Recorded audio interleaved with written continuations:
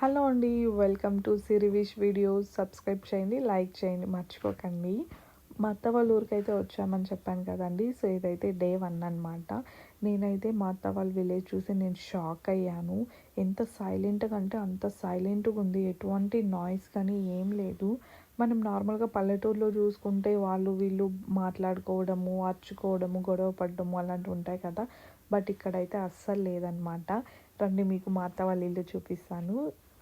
ఇక్కడ చూసారా, ఇదేనండి మెయిన్ గేట్. లోపలికి ఎంటర్ అవ్వగానే ఇక్కడ బయట మంచం ఉందన్నమాట. ఇలాంటివి 4 ఉన్నాయి మా అత్త వాళ్ళ ఇంట్లో. ఇలాంటివి మా అత్త వాళ్ళ ఇంట్లోనే కాదండి, అక్కడ ఉన్న ప్రతి ఒక్క ఇంట్లో ఉందన్నమాట మంచం. ఒక 2-3 మంచమైనా డెఫినెట్గా ఉంటుంది. సాయంత్రం అయితే ఇంటి బయట వేసుకొని ముచ్చట్లు పెట్టుకుంటారు కాసేపు.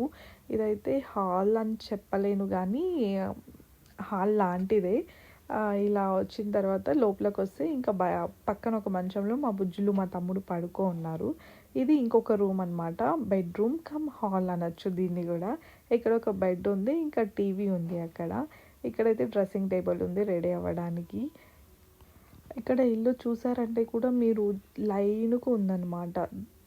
పక్క పక్కన లేకుండా 4 రూమ్స్ ఉన్నాయి మొత్తం. ఆ 4 రూమ్స్ ఇలా లైన్గా ఉంది చూడడానికి. మీకు వీడియోలో చూస్తే అర్థమవుతుంది.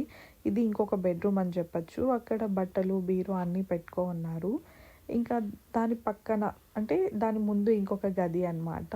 ఇక్కడ ఫ్రిడ్జ్, ఇంకా బియ్యం బస్తాలు, ఇంకా మా అత్తయ్య వాడే సామాన్లు, ఒక టేబుల్, ఒక 2 చైర్లు ఉన్నాయన్నమాట. చిన్నది డైనింగ్ టేబుల్ లాగా.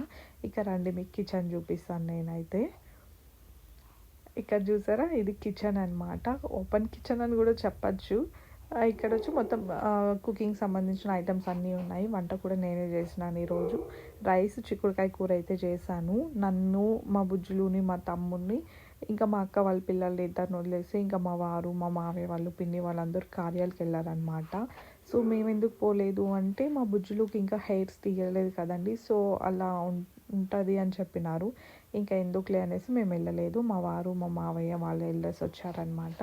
ఇక్కడికి వచ్చారు. ఇంకా ఎవ్రీడే వాటర్ వస్తుంది. ఇక్కడైతే బిందెల్లో పెట్టుకుంటారు. ఇంకా పెద్ద పెద్ద డ్రమ్ములు అవన్నీ కూడా ఉన్నాయన్నమాట.